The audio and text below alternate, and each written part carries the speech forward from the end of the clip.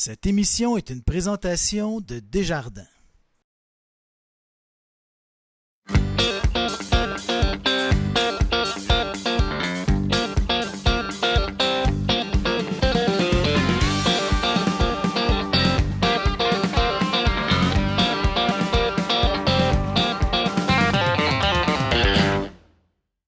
Bonjour, ici Stéphane Lévesque. Bienvenue à cette édition du 24 juin du Bulletin de nouvelles de Télécart, notre dernier de l'année 2023-2024. Donc, inquiétez-vous pas, on va être de retour à l'automne, mais ça finit notre saison. On rentre en période de rediffusion durant l'été. Donc, on est bien heureux d'être avec vous. Et on débute en vous parlant d'un marché, un marché qui va avoir lieu à Saint-Sylvère.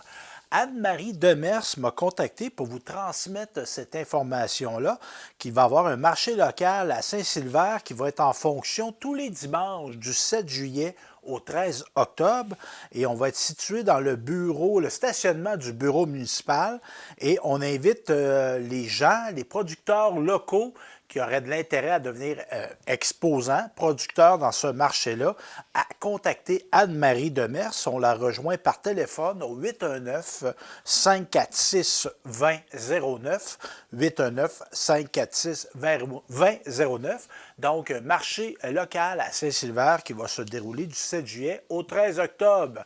Je vous parle d'une autre bonne idée d'activité, le Challenge 255 qui va avoir lieu cette année du 15 au 18 août à Baie-du-Fèvre. Et on se rappelle que c'est géré, organisé par le groupe Récréo Jeunesse de Baie-du-Fèvre. Donc, les profits sont remis à des organismes du milieu. Et depuis 2022, on remet 25 000 $ quand même. Donc, une belle activité qui va avoir lieu chez nous du 15 au 18 août. Une autre belle activité qui, elle, va avoir lieu en septembre, c'est le réseau vert multifonctionnel. On a eu une conférence de presse récemment, donc le réseau vert multifonctionnel de Nicolet, qui célèbre ses 25 ans. Et pour souligner l'occasion, on va faire connaître tous les bienfaits sur le plan mental et physique du sport, du vélo. On va organiser une journée festive le 15 septembre prochain. Les Nicolétains et toute personne désireuse d'y assister, d'y participer, sont invités à se rendre sur le site Internet de la ville de Nicolet. On a une belle section quoi faire. Donc, on va trouver toute l'information là. Donc, on vise à 5 trajets, 5 haltes, 5 sens, 5 clientèles différentes. Donc, le réseau vert multifonctionnel de Nicolet. À ne pas manquer, c'est le dimanche 15 septembre. Nouvelle au plan économique, on a annoncé des prêts gouvernementaux. Le gouvernement du Québec et Investissement Québec qui accorde un financement total de 2,8 millions aux fabricants de panneaux muraux et de planchers préfabriqués Fournel Systèmes Structuraux. Donc, cette aide financière permettra d'appuyer un projet de plus de 7,7 millions de dollars consistant à construire une nouvelle usine dans la MRC de Bécancour, 22 700 pieds carrés, rien de moins, et déployer 2 chaînes de production distinctes. Donc, ça comprend un prêt de 1,6 million attribué à partir de Investissement Québec et un prêt de 1,2 million du programme ESSOR, encore là, administré par l'Investissement Québec au nom du gouvernement. Et c'est M. Martel, notre député Donald, qui en a fait l'annonce au nom de son collègue Pierre Fitzgibbon, donc Fournel Systèmes Structuraux, qui est appuyé dans son développement par le gouvernement du Québec. On vous présente maintenant des reportages. Je me suis entretenu avec Lucie Allard. On a parlé d'un jumelage avec une ville européenne, Dunkerque. Donc, on écoute ça à l'instant.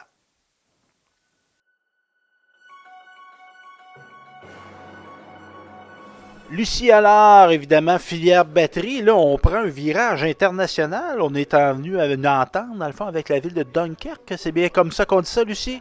Oui, c'est comme ça, je pense, en tout cas. Oui, une entente de coopération entre la communauté urbaine de Dunkerque et la ville de Bécancour. En fait, c'est le résultat là, d'une visite que notre directeur général a fait en France à l'automne dernier.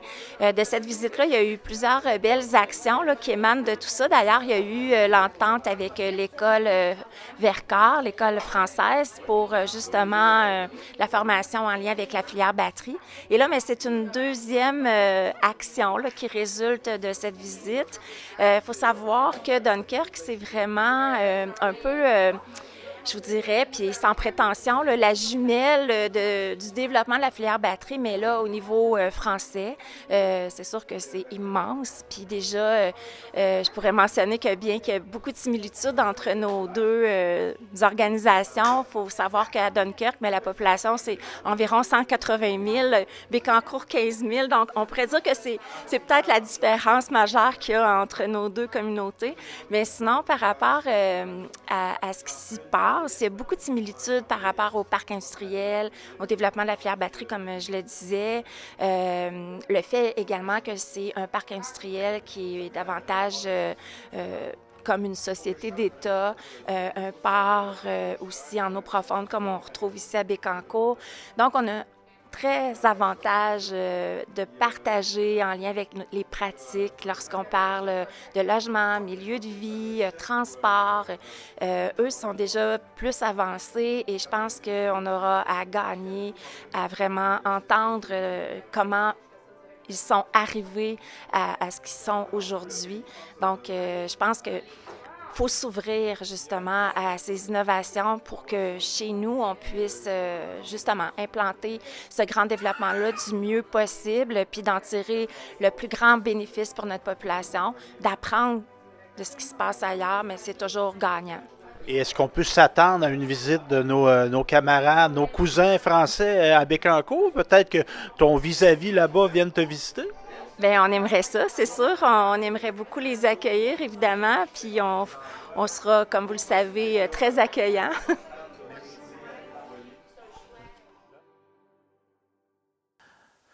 Toujours à Bécancour, Lynn Richard était présente au dévoilement de la politique familiale de la ville de Bécancour et on la regarde.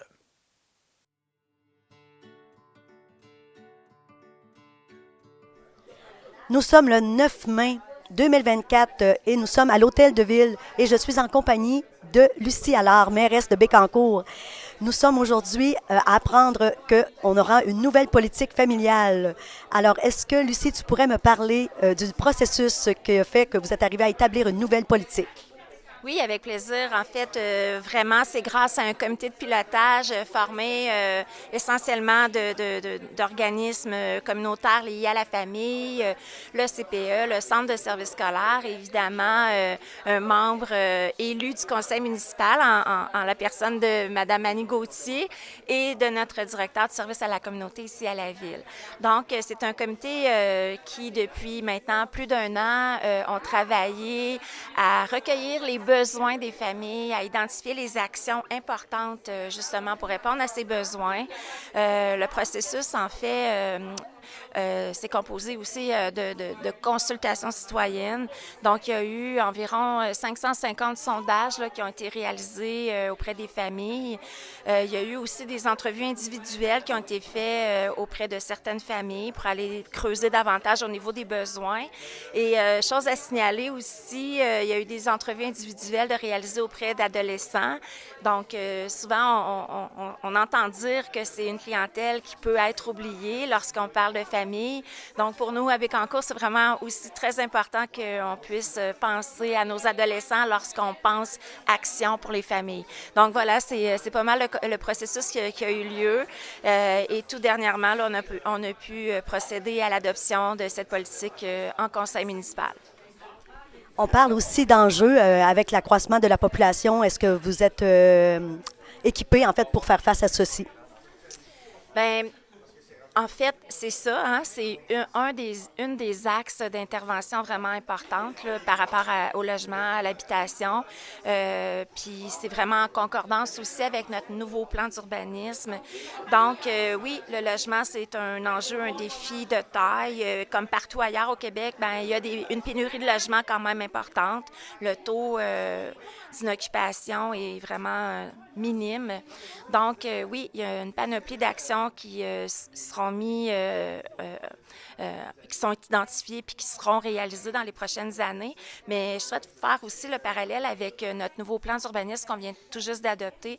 Donc, il y a vraiment une cohérence entre les actions de la politique familiale et du plan d'urbanisme, et c'est vraiment important. Donc, dans le fond, je vais en profiter pour rappeler aussi qu'actuellement, la Ville, on est en grande démarche de participation citoyenne.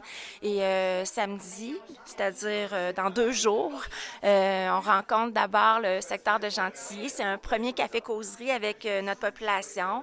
Gentilly pourra vraiment apprendre les prochains projets de développement, mais on veut également entendre leurs préoccupations, entendre aussi ce qu'ils ont comme préoccupations sur leur milieu de vie, leurs besoins. Donc, ça fait partie aussi de la politique familiale de vouloir vraiment se rapprocher des besoins de la population, donc des familles. Donc, tout ça est cohérent dans la démarche et en fait, ça démontre à quel point on souhaite que cette politique-là devienne concrète pour la population. Donc, j'invite vraiment les familles qui souhaitent s'investir dans la réalisation de cette politique, de s'impliquer de près ou de loin pour que ça devienne au final un grand succès qu'on pourra porter tout le monde ensemble.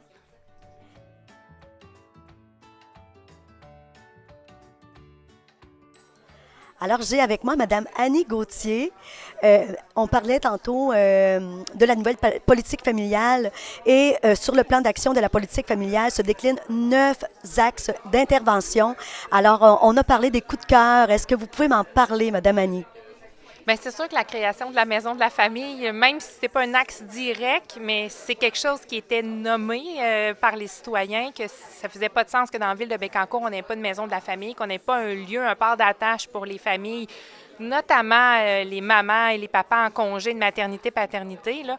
Donc, le fait que déjà les gens se soient mobilisés puis que déjà cette maison-là voit le jour aujourd'hui, c'est vraiment mon coup de cœur. Là, ça, c'est sûr. Là. Merci, intéressant. On parlait aussi, en fait, de l'habitation. Oui, bien l'habitation, c'est sûr que c'est quelque chose aussi qui est ressorti. Là, on sait avec le développement qui est dans le parc industriel actuellement, il y a quand même des inquiétudes chez les citoyens. Est-ce que, tu sais, est-ce qu'on a assez de maisons? Comment ça va arriver aussi sur le réseau routier? Tout ça. Fait qu'il y a beaucoup de choses qui se déclinent de ça. Mais clairement, de prendre soin d'accueillir nos nouveaux résidents, de faire en sorte qu'ils soient bien intégrés dans la communauté, de les jumeler avec les comités de loisirs, ça, c'est quelque chose qui est ressorti lors des consultations citoyennes. On a des comités de loisirs qui veulent accueillir les nouveaux citoyens. Donc, de pouvoir mettre ces gens-là ensemble pour que les gens arrivent dans Bécancour, qu'ils se sentent chez eux, qu'ils soient capables de toucher l'esprit de famille qui est beaucoup dans la ville de Bécancour. On ne veut pas que ça se perde avec le développement de la ville, ça, c'est certain. Donc, de pouvoir déjà mettre ça sur pied puis que ça a été quand même signifié dans la politique, là, c'est quand même quelque chose de très prometteur, je pense.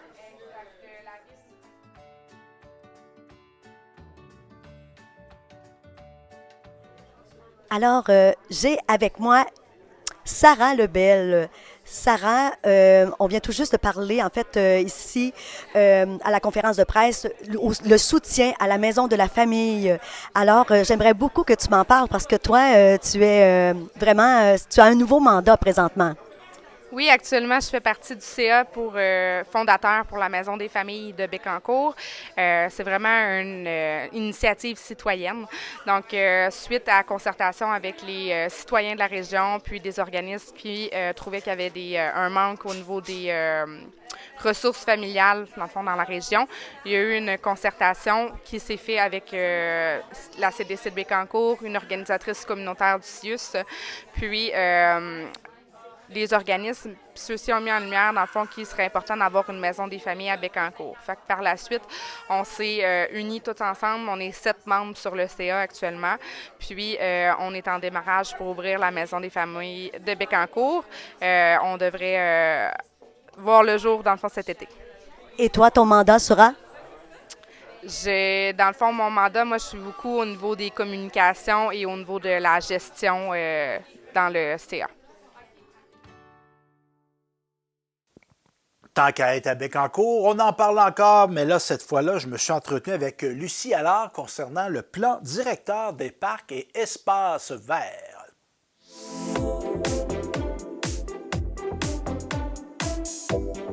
Lucie Allard, on a profité de l'inauguration d'un nouveau parc, Place Dupuis, à Saint-Grégoire, pour annoncer une nouvelle politique. Oui, le plan des parcs et des espaces verts pour la ville de Bécancour. Donc, c'est vraiment un plan directeur très important pour nous parce qu'au final, première des choses, ça fait l'état des lieux. On est capable de savoir exactement où sont situés nos 40 espaces, parcs et espaces verts, dans quel état ils se trouvent, tant pour les parcs, nos installations, mais aussi de se projeter pour les prochaines 10 années pour s'assurer que, oui, on va, à chaque fois qu'il y aura un nouveau développement, on pourra aussi aménager un nouveau parc en consultation avec le voisinage, mais aussi s'assurer qu'on entretienne nos parcs et nos équipements déjà en place. Donc, c'est aussi très important pour le conseil municipal que nos infrastructures demeurent en santé. Et donc, voilà, le plan, en fait, est très consistant et on va dans tous les aspects importants de la projection des parcs autant que dans l'entretien.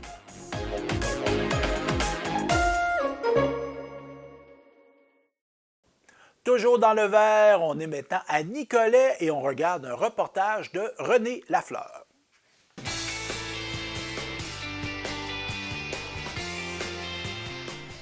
Alors, vendredi 17 mai 2024, on est au parc écologique de l'Anse-du-Port. Je suis avec Philippe Girardin. Expliquez-nous ce qui se passe aujourd'hui, Philippe.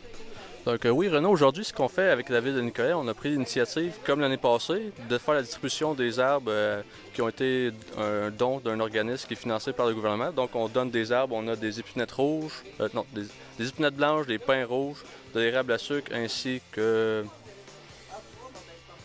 La dernière essence m'échappe. Et cette année aussi, la nouvelle initiative de la ville de Nicolet, on a décidé de distribuer des plants pour le potager dans une initiative de pousser les gens à développer un pouce vert et à développer pour leur propre jardin. Donc, on a décidé que c'était une bonne avenue aussi pour soutenir nos entreprises locales. Donc, on s'est approvisionné auprès de Savard, Fleuriste Savard et de Pinard et Frères pour nos plants. Et on distribue aux citoyens de Nicolet. Merci beaucoup. Merci. Bonjour Claude. Qu'est-ce que vous venez chercher ici aujourd'hui? Du vivant. Je ne sais pas encore. Je pensais des arbres. J'aurais aimé les pins rouges. Au moins un, d'en laisser pour tout le monde. Mais là, je vois qu'il y a des capucines, des courges, toutes sortes d'affaires, des tomates. Je vais prendre le plus possible et en laisser pour les autres aussi, partager. Alors, Madame Blouin, est-ce que c'est la première fois que vous bénéficiez des largesses de la ville de Nicolet? Oui, c'est la première fois. Parce qu'avant, je me rendais compte que c'était passé, il était trop tard. Tandis que là, aujourd'hui, je l'ai vu sur Internet. Ça fait qu'à ce moment-là, c'est pour ça que je suis venue. C'est la première fois, puis je suis bien contente. Merci. Je suis en compagnie de Madame Nicole Harvey. Aujourd'hui, 17 mai, c'est la journée de l'ornithologie pour vous. Est-ce que vous venez souvent ici? Oui, souvent. Je demeure à Nicolet depuis 4 ans. C'est ma principale activité. J'adore la passerelle et c'est un bel endroit pour venir observer les oiseaux. Il y a il y a une variété incroyable d'oiseaux. Puis on va accompagner les gens. On a un papier pour leur remettre pour voir les plus communs. Et puis on va les renseigner sur la vie des oiseaux ici. Quel est l'oiseau le plus rare que vous ayez observé ici? Ici, je dirais le plus rare et le plus populaire est le pic à ventre roux. Quand je suis arrivée il y a 4 ans, j'étais une des premières à l'observer. Maintenant, évidemment, ils se sont reproduits, puis il y en a plusieurs, mais ça demeure quand même le trophée à rapporter lors d'une observation photo. Super. Merci beaucoup. Ça fait plaisir. Alors, je suis avec Fernando Galvao, un fier résident de Nicolet. Qu'est-ce que vous êtes venu faire ici, M. Galvao?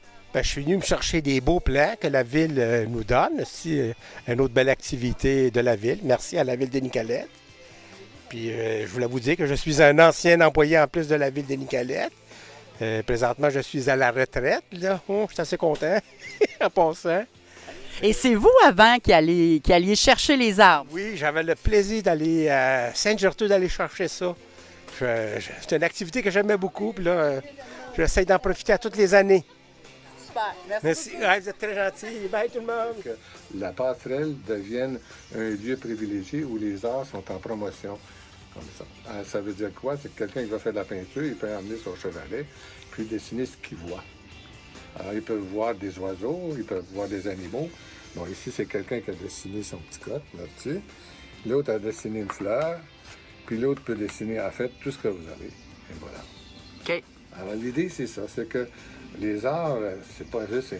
C'est un circuit, finalement, ici, qui est intéressant pour la végétation, les bateaux, le fleuve et la sculpture qui est là. Autrement dit, donner une option supplémentaire à ceux qui viennent prendre l'air ici. Reportage de René Lafleur.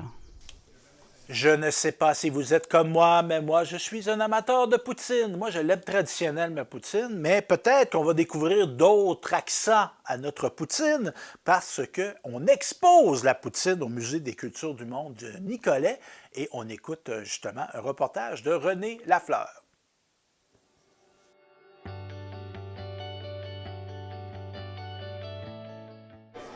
Jeudi 23 mai 2024, je suis au Musée des cultures du monde avec Marie-Claude Demers qui va nous parler de l'exposition sur la poutine. Ça fait combien de temps que ça se prépare, cette exposition-là, Marie-Claude? Ça fait plusieurs années déjà. Autour d'une poutine, les employés du musée, à un moment donné, se sont posé des questions. Ils disaient « Hey, c'est où la meilleure poutine dans la région? Toi, qu'est-ce que tu mets dans ta poutine? Qu'est-ce que tu prends straight avec des cornichons frits? » Tu sais, un peu des questions comme ça. Puis ils se sont demandé aussi « Hey, ça pogne-tu vraiment ailleurs, cette affaire-là? » Fait que là, tout ça mis ensemble, ça a fait vraiment comme « Hey, on devrait faire quelque chose sur la poutine. » La poutine comme objet culturel qui voyage partout, dont on se l'est approprié. On met des affaires vraiment de partout dans le monde là-dedans. Donc, on a vraiment commencé comme ça. Ça a resté dans les têtes un peu. Puis, il y a un an, là, on a trouvé les bons partenaires, on a trouvé les bons collaborateurs. Puis, c'est ça que ça donne. C'est vraiment, on est super fiers du résultat. Très bien.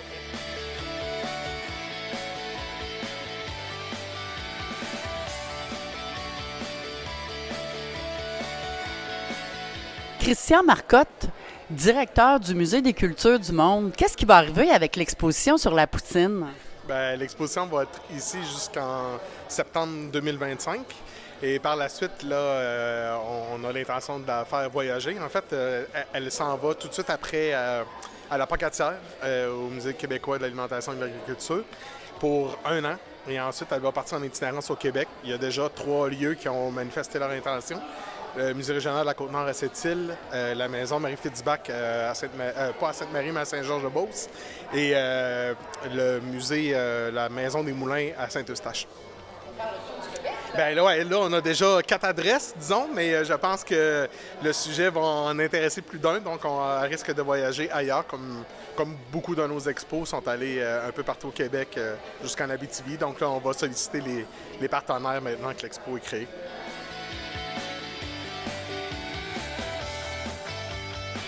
Je suis avec Stéphane Desfossés, ambassadeur de l'exposition sur la poutine. Expliquez-nous en quoi vous allez faire la promotion de cette exposition.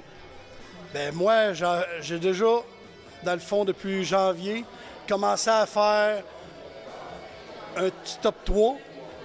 Puis la démarche de tout ça, dans le fond, c'était de faire connaître la poutine, nos restaurateurs de la région. Moi, je suis dans Nicolette-Yamaska et la MRC Bécancour. Puis suite à ça, bien, dans le fond, il y a des commerçants qui ont fait des démarches envers moi pour que j'aille faire des reviews. Les reviews, c'est on fait une vidéo, on parle du produit, on déguste, on donne une note.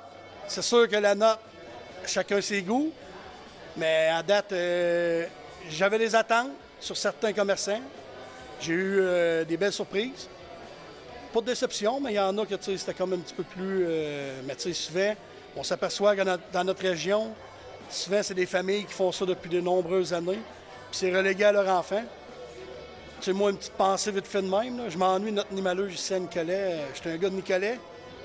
J'ai mangé de la poutine, j'ai connu les épluchettes de blé d'Inde, mais là, on va garder la poutine en tête, là. Puis pour moi, c'était ma poutine. Je suis en compagnie de Benoît Roberge au Musée des cultures du monde. Benoît Roberge, vous êtes un ambassadeur de l'exposition sur la poutine. Parlez-nous de poutine un peu. Qu'est-ce qui fait qu'une poutine est bonne? Bien, à ma connaissance, la poutine de base, pour moi, là, je me fais pas beaucoup d'amis, mais il faut de la graisse végétale, de la graisse animale, il faut du shortening. Et peu de monde le font parce qu'ils disent que c'est dangereux, que les cardiologues le recommandent pas. C'est pas dangereux, mais c'est ce qui donne la frite la plus croustillante. Je me souviens d'une cantine à Saint-Ferréol-des-Neiges, Bolduc. Il y a d'ailleurs une photo dans l'exposition. C'est les meilleures frites que j'ai mangées de ma vie. Ma poutine préférée, Mallette à Beauharnois, shortening, et Barry's à Bedford. Après, si quelqu'un maîtrise bien les huiles, peut faire une bonne frite. La sauce, effectivement, sauce brune, un peu plus maison que juste de la poudre. Quoique encore là, j'ai été mystifié dans plein d'endroits. Tu sais, je pense que c'est le talent. Tu sais, il nous disait souvent l'amour, mais quand c'est bien fait, avec respect, tu sais, que c'est pas fait en... On fait juste ça pour sortir des poutines. Parce que les gens, ils reviennent pas pour rien à un truc. Tu sais, c'est important que ça... Puis dans mes 200 casse-croûtes de sur le pouce, il y en a 10, c'est comme les champions de tennis, qui se démarquent vraiment. Donc, ils se démarquent parce qu'ils ont fait pourtant les mêmes ingrédients. Donc, il y a un peu de mystère, mais il y a surtout, je pense, de la considération, du travail. Parce que c'est dur d'avoir un casse-croûte. Il fait chaud, c'est féroce, puis garder une qualité. Mais sauce brune, shortening, on retient, puis une frite un peu 1 centimètre, comme une réglette, là. Et pas une julienne, une belle frite. Croustillante à l'extérieur, tendre à l'intérieur. On continue en culture. René Lafleur, encore elle, qui était à la maison et atelier Rodolphe Duguay de Nicolet. On la regarde à l'instant.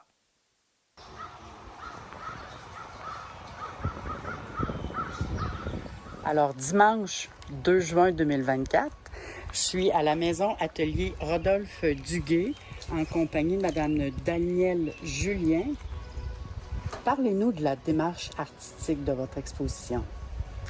Bonjour. Bien, la démarche artistique, c'est une combinaison de rencontres entre moi et ma fille parce qu'on travaille ensemble. On travaille ensemble à la factory. On a un centre d'art ensemble. Nos ateliers sont au même endroit. Et c'est devenu quelque chose de vraiment... il y a quelque chose qui, au fil du temps, moi, dans ma démarche artistique, a fait en sorte que je regardais le travail de ma fille, Galia, qui est beaucoup plus...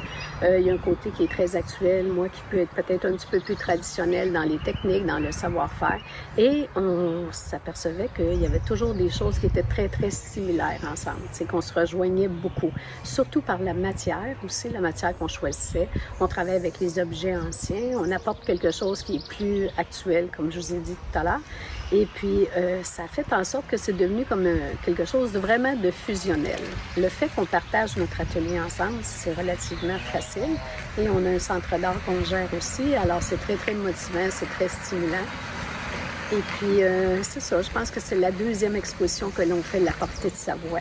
Alors, c'est une variation à la Portée de Savoie. Et puis, je pense pas que c'est la dernière. Je pense qu'on a beaucoup, beaucoup de choses à dire encore. Et puis, c'est la transmission des croyances qui fait en sorte que bien, la magie qui peut se passer entre mère et fille, même 3 générations, fait en sorte qu'on se démarque à notre façon. Puis, c'est ça. Quand vous dites 3 générations, est-ce que votre mère peignait également? Non, ma mère ne peignait pas, mais l'exposition comme telle, c'était axé sur la transmission des croyances à partir de 3 générations.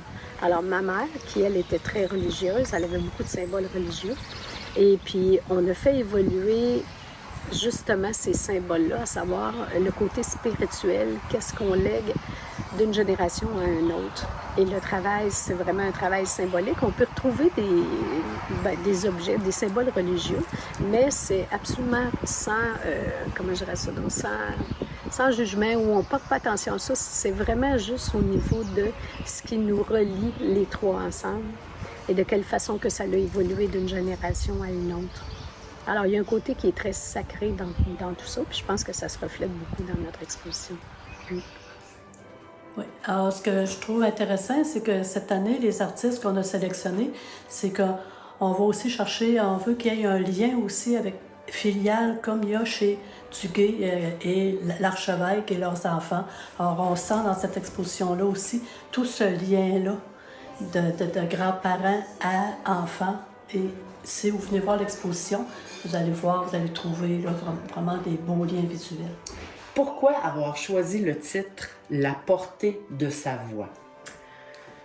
La portée de sa voix, c'est quelque chose qui nous... c'est quelque chose qui nous est venu, un titre qui nous est venu naturellement, parce qu'on se questionne sur les croyances, sur la transmission des croyances, qu'est-ce qui reste de génération en génération et de quelle façon ça se transforme.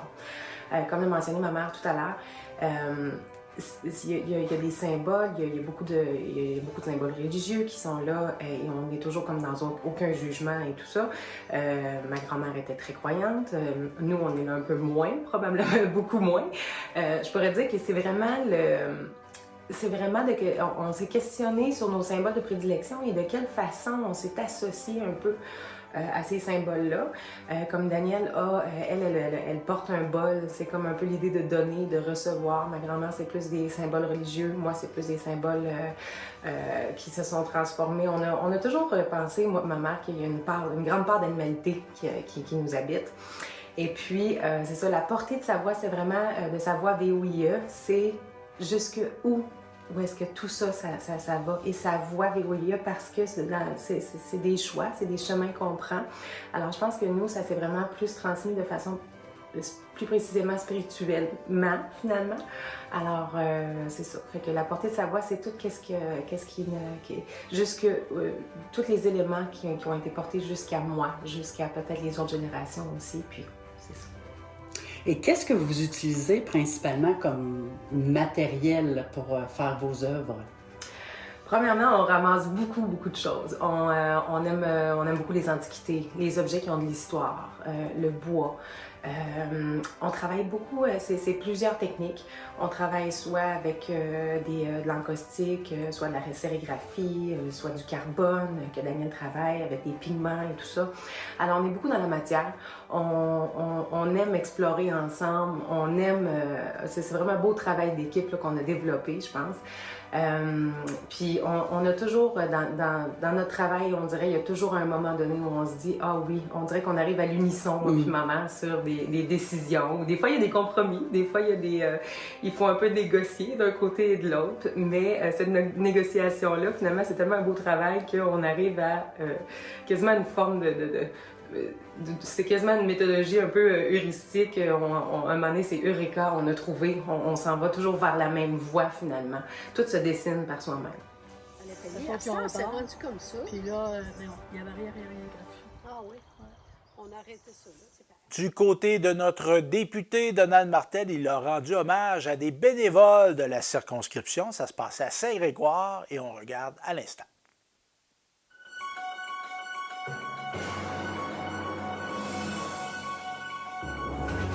Alors, jeudi 23 mai 2024, je suis en compagnie de M. Donald Martel, député provincial. Qu'est-ce qui se passe ici au Centre La Rochelle ce soir? C'est une soirée très importante pour moi. Hein? Une fois par année, j'invite toutes les personnes qui s'impliquent dans le territoire. On invite à peu près 200 personnes. Il y avait 200 personnes ici. C'est soit des personnes qui m'ont demandé un soutien à l'action bénévole, donc c'est des causes que je veux encourager. J'ai toujours ma petite étoile dans le Courrier Sud. J'invite ces gens-là aussi et ceux à qui je rends hommage à l'Assemblée nationale. Donc, ce que je veux, moi, c'est vraiment de leur dire merci. Merci de s'impliquer. Et c'est le fun de voir des gens qui viennent. C'est tous des gens qui sont impliqués dans le milieu. Puis ils se rassemblent, puis ils ont tous des points en commun parce que c'est des gens qui s'impliquent. Donc, pour moi, c'est vraiment important. C'est très touchant. Et c'est quelque chose que je me fais vraiment plaisir. Je veux perpétuer, encourager votre engagement. Pour moi, c'est ma façon de vous dire merci pour ce que vous faites pour votre communauté. Continuez. Alors, je suis en compagnie de Mme France Robillard, qui est ici au 5 à 7, organisé par Donald Martel. À quel titre vous êtes ici, Mme Robillard? Je suis ici à titre de personne qui tient beaucoup à la langue française et surtout aux chansons québécoises et à promulguer le français à travers la chanson québécoise. Et parce qu'aussi, Dans tout mon enseignement au primaire, j'ai beaucoup transmis aux élèves nos auteurs québécois, ainsi que je les faisais chanter beaucoup du Leclerc, Vigneault et compagnie. Puis ensuite, à ma retraite, maintenant, je m'occupe de chorale. Et à ma chorale, c'est important qu'on fait des chansons québécoises ou françaises, mais des chansons en français.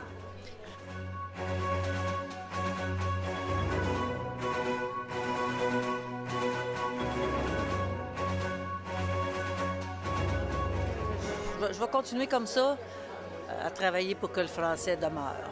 Excellent. Merci.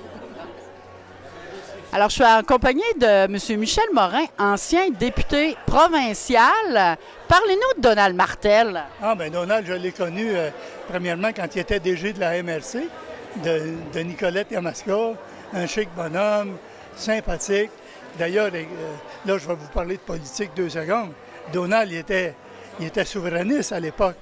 D'ailleurs, il s'est présenté pour le Parti québécois. C'était quelque chose de familial aussi. Je vous voyais très proche des gens. Et vous semblez les connaître tous personnellement aussi. Bien, ça fait 12 ans que je suis député. Hein? Puis cette activité-là, même si ça change d'année en année, effectivement, je me considère comme quelqu'un qui est près des gens. Pour moi, c'est important de... Je suis député, mais je suis un humain de Nicolet-Bécancour comme tout le monde. Fait qu'il n'y a pas de rang hiérarchique. Pour moi, c'est important d'être près des gens. Et si ça transparaît, bien, tant mieux.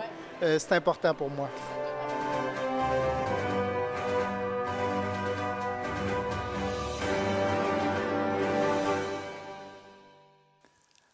Le CAP Mauricie Centre du Québec tenait récemment une conférence. On regarde un reportage avec Lynn Richard.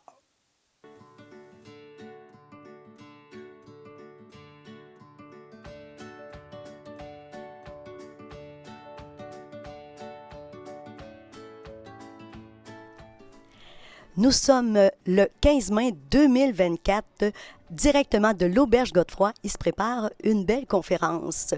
Mais avant d'aborder le sujet, je suis en compagnie de Mme Jannick Ouimet. Et Mme Jannick, vous faites partie du CA PMCQ. J'aimerais bien savoir que signifie l'appellation. Et je sais aussi que vous êtes dans les festivités. Alors, je vais vous entendre à ce sujet. Dans le fond, c'est le CAAP Mauricie Centre du Québec. C'est le Centre d'assistance et d'accompagnement aux plaintes Mauricie Centre du Québec. Et oui, on est dans nos festivités du 30e anniversaire cette année. Qu'est-ce qui va se passer? Bien, en fait, il y a eu toute une série d'activités tout au long de l'année. On a fait le lancement au mois d'octobre. On a eu une conférence sur l'éthique. On devait recevoir Guillaume Vermet au mois de décembre, mais malheureusement, on a dû annuler. On a eu aussi une conférence de Maître Morneau-Sénéchal qui, lui, venait informer les gens des mythes en résidence privée pour aînés au niveau du bail. Et aujourd'hui, on est là avec la conférence de Mme Yvon. On a aussi, au cours de l'année, lancé une attestation de partenariat pour les organismes et les résidences privées pour aînés. Et on a un balado qu'on a lancé au mois de février. Donc, beaucoup de choses. C'est une des dernières activités là, dans le cadre du 30e anniversaire. Il va nous rester notre Assemblée générale du 30e et le 5 à 7 là, de clôture au mois de septembre.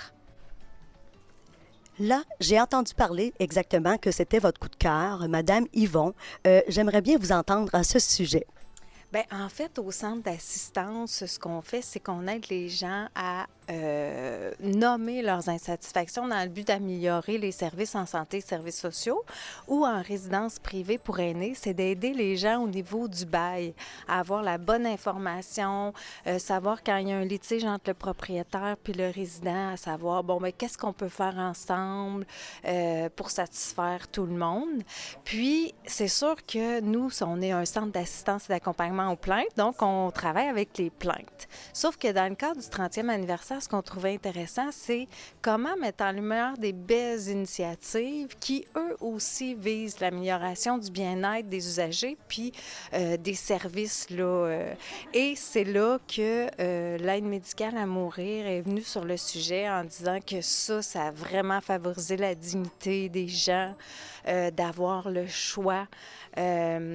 Puis, c'est un projet qui se démarquait au niveau innovation, qui se démarquait aussi au niveau collaboration. Toutes les parties se sont mises ensemble pour travailler sur ce projet-là. Et c'est un projet qui pour nous, allie ténacité, positif, puis vraiment amélioration de la qualité de vie des gens, finalement. Et comment on peut vous rejoindre? Est-ce que n'importe qui aussi peut vous rejoindre pour des questions, de l'aide?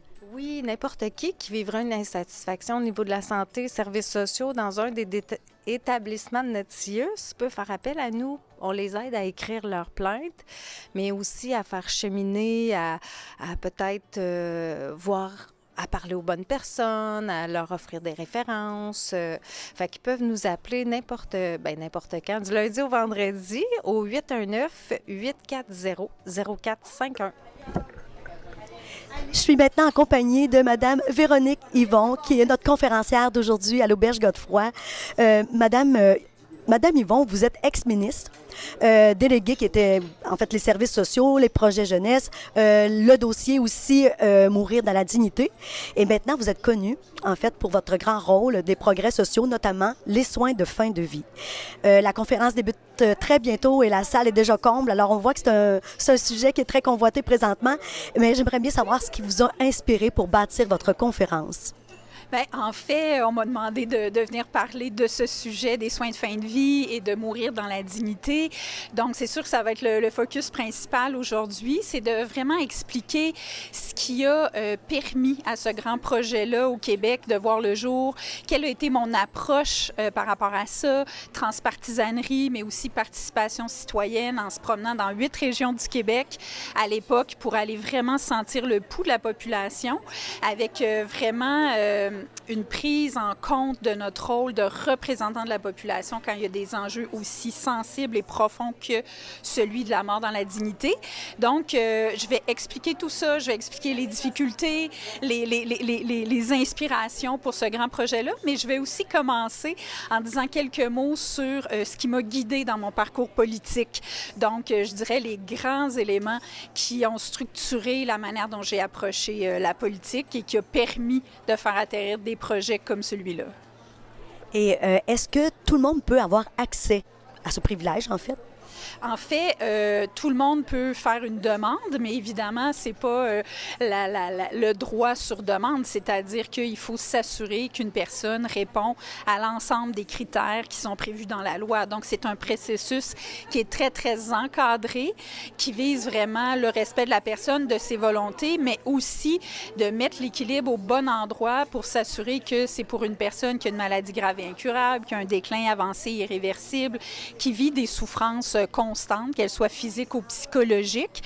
Donc, ces éléments-là doivent être vraiment bien présents. Puis, il y a tout un processus ensuite pour s'assurer avec un premier médecin, un deuxième médecin, qu'on donne assez de temps pour s'assurer que vraiment la personne comprend ce qui est la demande et qu'elle répond à l'ensemble des éléments de la loi. Merci.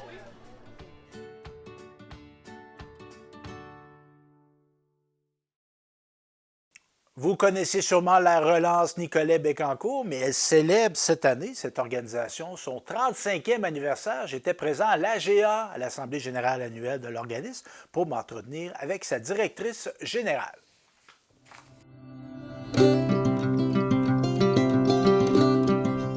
6 juin 2024, on est à quelques minutes de l'Assemblée générale annuelle de la relance Nicolet-Bécancour. J'étais avec sa directrice générale, Annie Gauthier. En quoi c'est important un AGA pour un organisme comme le vôtre? Bien, c'est important de souligner ce qu'on a fait au courant de l'année, de partager ça avec nos membres. Puis là, cette année, on a une petite particularité, c'est notre 35e anniversaire, fait qu'on a décidé de fêter ça lors de l'AGA. Donc, on fait un peu plus qu'une AGA normale aujourd'hui, là, avec des petits cadeaux pour les membres, puis des petites attentions spéciales. Juste avant de faire un peu le bilan, parce que c'est un peu ça d'une AGA, c'est quoi la mission de la relance? La mission de la relance, c'est essentiellement la prévention des dépendances, la sensibilisation aussi par le fait même. Donc, on a cette mission-là, puis on la décline dans les écoles primaires, secondaires, dans les milieux de travail et dans la communauté, bien entendu. Donc, des programmes pour ces clientèles-là. Évidemment, c'est une belle occasion, une AGA, pour se projeter dans l'avenir. C'est quoi qu'on va émettre comme orientation ce soir? Une de nos priorités pour l'année à venir, c'est vraiment de donner un gros coup de barre pour le déploiement de notre programme d'aide aux entreprises. Donc ça, c'est notre mission première cette année. Aussi, de vraiment actualiser le programme du soutien aux proches. Donc, on est déjà en démarche avec Myriam Laventure au niveau de la recherche pour vraiment mettre sur pied un programme qui est validé. Donc, ça, c'est des travaux là, qui sont sur la planche à dessin, là, déjà un petit peu commencés parce que, bon, mine de rien, c'est notre assemblée aujourd'hui, mais ça fait quand même depuis le 1er avril là, qu'on a commencer la nouvelle année financière. Donc ça, c'est nos projets. Autre grande priorité cette année, on déménage. Donc ça aussi, ça va faire partie des projets, un petit peu de réorientation au travers de tout ça. Donc voilà, les gros projets pour l'année, c'est pas mal ça. Et si on veut en apprendre davantage sur la relance, présente sur les médias sociaux, je présume? Oui, on est sur Facebook, TikTok et aussi sur Instagram. Sinon, vous pouvez toujours consulter notre site web www.larelance.net.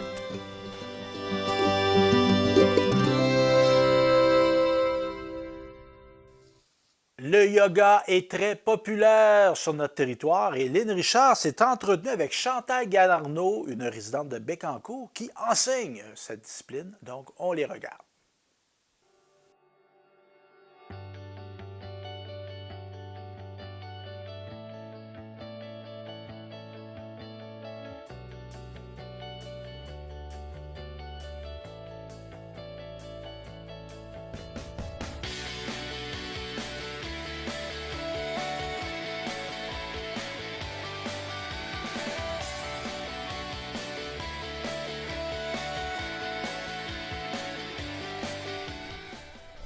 Nous sommes le 19 mai 2024 et je suis en compagnie de Mme Chantal Galarneau, professeure de yoga depuis 2017, qui prépare présentement un bel événement, en fait une première édition ici à Saint-Angèle, une journée yoga.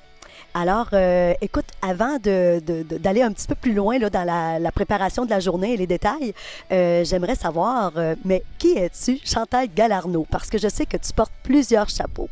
Alors, voilà, je te laisse la parole.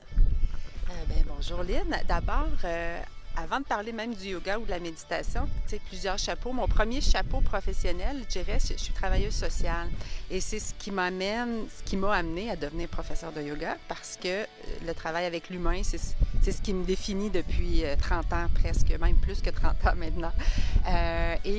C'est ça, fait que je suis devenue professeure de yoga et rentrée dans ma vie dans une période un peu difficile, en fait, par la méditation d'abord. J'ai d'abord appris à méditer avant de faire du yoga. Mais on sait que pour méditer, on doit s'asseoir tranquille, calmer le corps physique avant de méditer. Mais le yoga qu'il y avait dans un ashram où est-ce que je suis allée à ce moment-là, il me convenait pas. Fait que j'ai vraiment fait plusieurs écoles, plusieurs professeurs. Puis à un moment donné, j'ai trouvé un professeur, David René, pour ne pas le nommer, à Yoga 3 Trois-Rivières. Et j'ai vraiment aimé ce que David enseignait. Et ensuite, j'aimais ça 1 fois par semaine. Puis là, quand j'en ai fait 2 fois par semaine, mon corps s'est transformé. Puis là, j'ai compris la puissance du yoga. Et une autre amie à moi de yoga avait découvert un endroit, donc l'Institut du développement de la personne, à Knowlton, en Estrie. Et elle me dit, tu devrais aller là, tu vas aimer ça. Et quand je suis arrivée là, j'ai fait, wow, j'avais trouvé ma place, mon prof, mon yoga.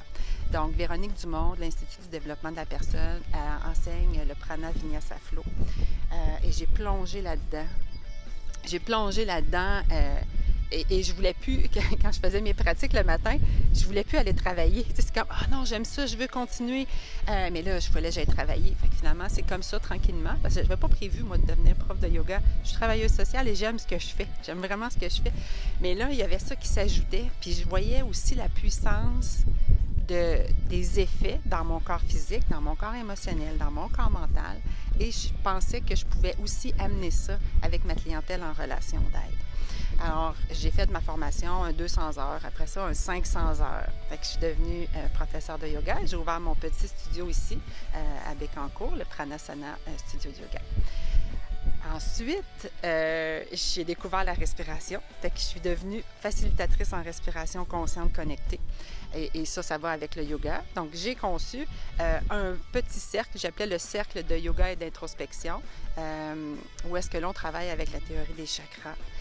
7 semaines où est-ce qu'on rentre à l'intérieur de soi par le yoga pour ouvrir le corps physique, pour nous permettre ensuite de bien respirer, pour aller faire des guérisons assez puissantes à tous les niveaux. Et l'année passée, j'ai des soucis physiques avec mes genoux et que l'année passée, je savais que j'avais une opération qui s'en venait et que je devais faire le deuil de certaines postures de yoga, mais je voulais continuer pour moi-même et aussi l'enseigner. Et le yoga Kundalini est arrivé dans ma vie. Alors, j'ai commencé ma formation. Donc, j'ai fait ma formation professorale de yoga Kundalini de 200 heures. Là, je suis actuellement en train de faire un niveau 2. Donc, il va maintenant avoir un 500 heures en Kundalini yoga. Et les théories, les bases théoriques du Kundalini versus le Pranaflow sont les mêmes. C'est juste dans sa forme physique qui sont différents. Et je dirais aussi peut-être dans la puissance du Kundalini qui, c'est plus rapide à avoir les mêmes effets, je dirais.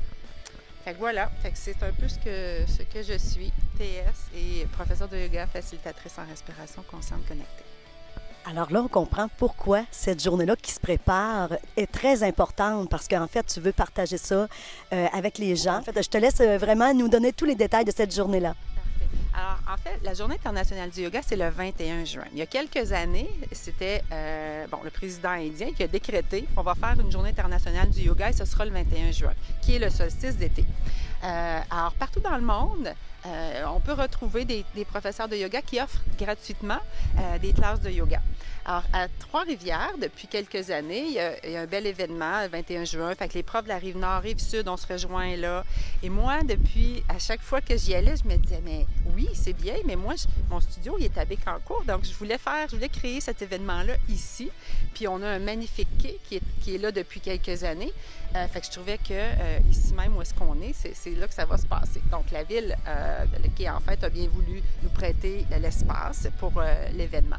Mais moi, à ce moment-là, je ne voulais pas le faire le 21 parce que je ne voulais pas entrer aussi en compétition avec l'événement qui a lieu à Trois-Rivières parce que je veux y participer aussi. Ce sont les mêmes profs. Alors, je me suis dit, je vais créer un événement peut-être plus petit pour une première édition, juste la gang de profs de la Rive-Sud. Finalement, c'est ça, on fait ça le 15 juin. C'est une fin de semaine. Pour moi, je trouve que c'est plus facile, étant donné que les gens, la majorité sont en congé, pour essayer de rejoindre le plus de monde possible. Alors, on aura 22 professeurs de yoga de lignées différentes qui vont offrir, on a à peu près peut-être 24 classes différentes, ateliers, où est-ce qu'on pourra expérimenter toutes les formes de yoga qui sont, que ce soit du Vini Yoga, du Vinyasa Yoga, du Kundalini, du yoga sur chaise, du yoga rondeur, du Quantum Flow. Et il y aura aussi ma professeure, donc j'ai parlé tout à l'heure, Véronique Dumont, qui a gentiment accepté de venir donner une classe. Donc, c'est une professeure qui est de renommée internationale. On est très chanceux de l'avoir, qui va offrir une classe de Pranaflow à 12:15 ici, sous le chapiteau. Voilà, fait que pour nous, tu sais, le yoga, c'est l'union. Fait que pour moi, c'était super important de réunir tout le monde puis offrir une journée pour qu'on se rassemble pour nous faire du bien, notre corps physique, notre corps mental. Voilà. Et pour te rejoindre, en fait, si moi, je voudrais suivre des cours de yoga, comment on fait? Est-ce que tu as une page Facebook? Comment on peut arriver finalement à te trouver, là? Oui, j'ai une page Facebook, une page Instagram, Pranasana Yoga. Même sur Google, on tape ça puis on me trouve facilement. On peut, c'est ça, m'écrire un message. J'offre 5 classes par semaine. Du yoga sur chaise, c'est nouveau. Alors, du Kundalini, du yoga sur chaise et bientôt, là, je vais reprendre le Pranaflow. Là. Mon corps, après mon opération, va accepter ça. Fait que, voilà.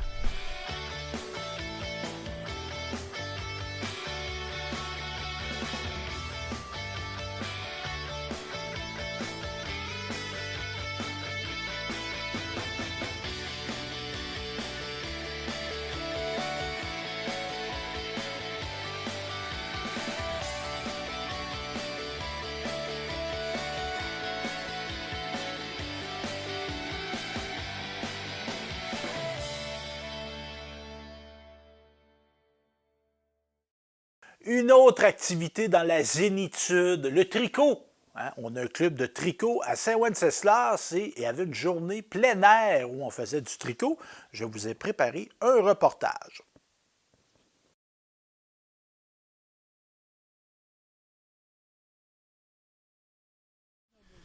Diane Bonnet, on est samedi. Quelle date qu'on est, là? On est le 8 juin. Et là, qu'est-ce qui se passe dans le parterre devant le magnifique parc devant l'église de Saint-Wenceslas? Qu'est-ce qui se passe? Quand c'est le 2e samedi du mois de juin, c'est la journée mondiale du tricot en plein air. Fait que à Saint-Wenceslas, on fait notre participation aussi pour le tricot. On tricote, on placote, puis on s'amuse. Une belle manière de le faire connaître. Évidemment, là, la température n'est pas encore de notre côté, mais ça va peut-être se placer. Il y a des gens qui vont peut-être passer en marchant, ils vont dire que c'est ça, cette affaire-là, puis ils vont venir vous voir. C'est ça, c'est un peu l'objectif. Oui, de faire connaître le tricot et indirectement le club de tricot de Saint-Wen, parce qu'on tricote le mardi en matinée de 9h à 11h. Mais là, on est en relâche. On prend des vacances. On recommence en septembre. Et à quel endroit qu'on fait ça? On est installé dans la salle du centre communautaire Florent Turcotte, ici à Saint-Ouen. Et là, j'ai eu des informateurs qui me disaient que vous aviez été invité à Ulverton. Ça, c'est au centre du Québec, mais plus vers le sud de Québec. Pourquoi on va à Ulverton? C'est beau, mais pourquoi on vous a invité là, le club de tricot de Saint-Ouen? Oui, c'est d'abord Lucie, une tricoteuse du groupe, qui a commencé des démarches, puis elle nous a surpris avec la bonne nouvelle qu'on est invité par le moulin à laine d'Ulverton, puis c'est pour faire connaître notre fonctionnement, les tricoteuses, parce que ici ça fait 15 ans minimum que ça existe. Alors, on va aller... donner des trucs.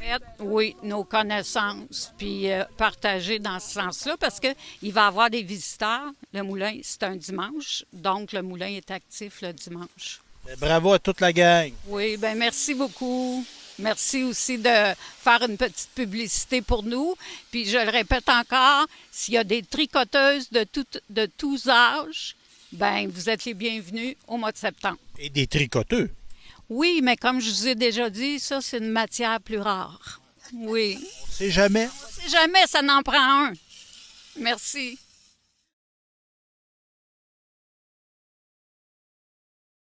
Maëla, tu viens de Saint-Wenceslas, toi? Oui. Puis t'as quel âge? 7 ans. 7 ans. Puis depuis quand tu tricotes? Depuis que maman elle a commencé peut-être. Puis pourquoi t'as embarqué là-dedans? Parce que t'aurais pu dire, ben moi j'aime pas ça le tricot. Pourquoi t'as aimé ça? Parce que maman a fait du tricot, puis j'aime bien quand on tricote ensemble. Oh, c'est bien ça. Puis qu'est-ce que t'as tricoté à date? Pas grand-chose, parce que je suis en train d'apprendre. Puis qu'est-ce que tu voudrais faire peut-être? Une doudou. Une doudou pour ta poupée, puis peut-être pour toi aussi. Oui. Ben, bravo ma belle-fille. Merci.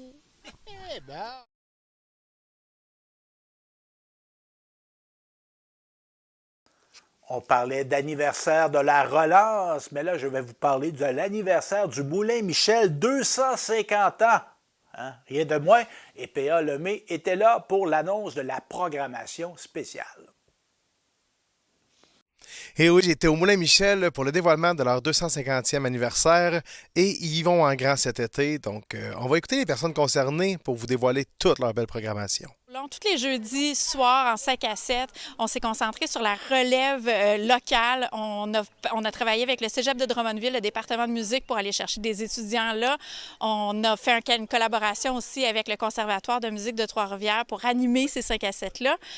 Sinon, on a des grands concerts. Quartz qui vient le 23 juin. À la fin de la soirée, ça va être The Jammin' Kid, qui est aussi de la région, qui a étudié lui aussi au Cégep de Drummondville.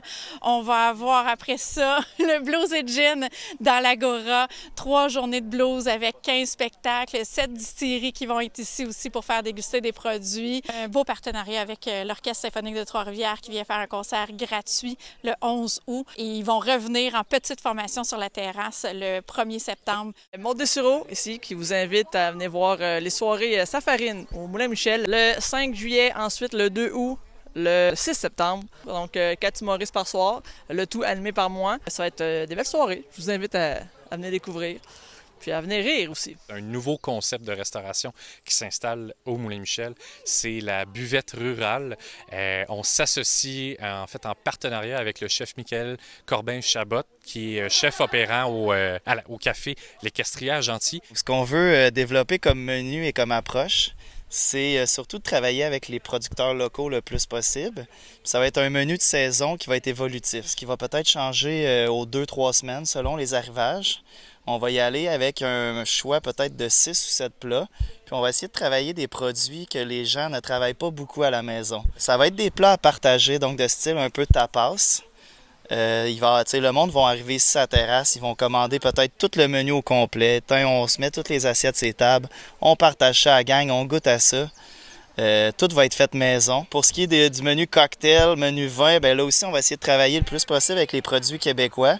Donc, c'est un peu l'esprit du restaurant qu'on va emmener ici. Dans le fond, ça fait que le Moulin Michel va être ouvert sur l'heure du souper maintenant, les jeudis, vendredis, samedis soirs. Mais on accueille aussi plusieurs événements ponctuels gourmands. Et il y en a 2. En fait, il y en a un qui se fait à 2 reprises avec Fred Ellis, le chef invité, en fait résident au marché Godefroy. On a la chance de l'avoir au Moulin, près de la Pinède. On a un parc, on a une forêt.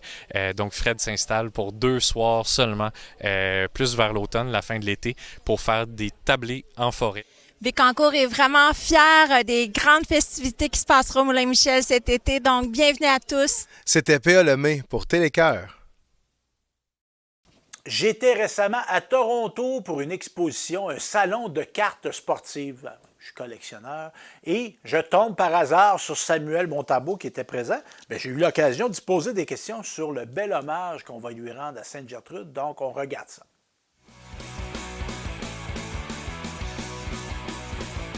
Samuel, tu es au courant qu'il y a eu une démarche à Sainte-Gertrude pour te faire une affiche immense.